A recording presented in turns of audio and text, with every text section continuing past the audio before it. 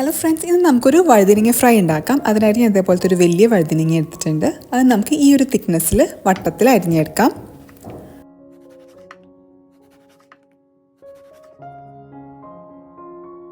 ഇത്രയും തിക്നെസ്സിലാണ് കേട്ടോ ഞാൻ അരിഞ്ഞിരിക്കുന്നത്. ഇനി നമുക്കൊരു പാത്രത്തിൽ ഇതിനാവശ്യമുള്ള മസാല ഉണ്ടാക്കാം. അതിനായിട്ട് 2 ടേബിൾ സ്പൂൺ കാശ്മീരി മുളക് പൊടി എടുത്തിട്ടുണ്ട്. ഇത് ഒട്ടും തന്നെ എരിവില്ലാത്ത മുളക് പൊടിയാണ് കേട്ടോ, അതുകൊണ്ടാണ് ഇത്ര എടുത്തിരിക്കുന്നത്. 1 ടീസ്പൂൺ മഞ്ഞൾപ്പൊടി, 1 ടീസ്പൂൺ ഉപ്പ്. ഇത് നമുക്ക് ആവശ്യമുള്ള വെള്ളമൊക്കെ ചേർത്തിട്ട് നന്നായിട്ട് കുഴച്ചെടുക്കാം. ഇപ്പം നമ്മുടെ മസാല പേസ്റ്റ് ഇവിടെ റെഡി ആയിട്ടുണ്ട്. ഇനി നമ്മുടെ വഴുതിനങ്ങ അരിഞ്ഞ് വെച്ചതൊക്കെ നന്നായിട്ട് ഈ മസാല പേസ്റ്റ് വെച്ചിട്ട് കോട്ട് ചെയ്തെടുക്കാം നമുക്ക്.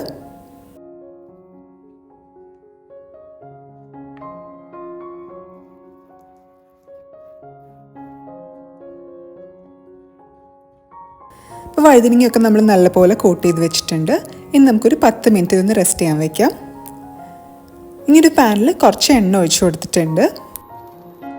എണ്ണ ചൂടായി വരുമ്പോൾ നമുക്ക് വഴുതിനങ്ങ പീസൊക്കെ ചേർത്ത് കൊടുക്കാം. ഒരു മീഡിയം ടു ലോ ഫ്ലെയിമിൽ ഇട്ടിട്ട് നമുക്കിത് കുക്ക് ചെയ്തെടുക്കാം കേട്ടോ. ഏകദേശം ഒരു 2 മിനിറ്റൊക്കെ ആകുമ്പോഴേക്കും ഒരു സൈഡ് വെന്തിട്ടുണ്ടാവും. ഇനി നമുക്കിത് മറിച്ചിട്ട് കൊടുക്കാം.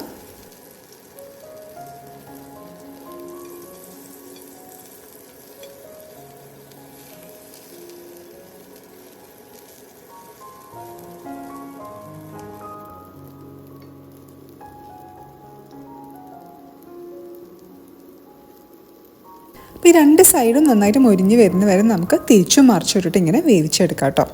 അപ്പോൾ ഈ 2 സൈഡും നന്നായിട്ട് മൊരിഞ്ഞൊക്കെ വന്നിട്ടുണ്ട്. ഇപ്പോൾ നമ്മുടെ വഴുതിനങ്ങ ഫ്രൈ റെഡി ആയിട്ടുണ്ട്. ഇത് നമുക്ക് ഒരു പാത്രത്തിലേക്ക് എടുത്ത് മാറ്റാം. ബാക്കിയുള്ളതും നമുക്ക് ഇതേപോലെ തന്നെ വറുത്തെടുക്കാം കേട്ടോ.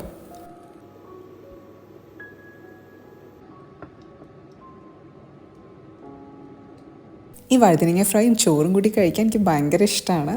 വേറെ ഒരു സൈഡ് ഡിഷസ് ഇല്ലാതെ ഇത് മാത്രമായിട്ട്. ശരിക്കും മീൻ വറുത്തതിനേക്കാളും ടേസ്റ്റാണല്ലേ ഇത്. എല്ലാവർക്കും അറിയുന്നുണ്ടാവും ഈ റെസിപ്പി, പക്ഷെ ഒന്ന് ട്രൈ ചെയ്ത് നോക്കാം കേട്ടോ ഇതേപോലെ.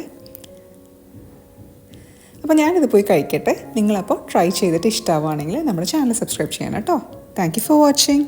ബൈ.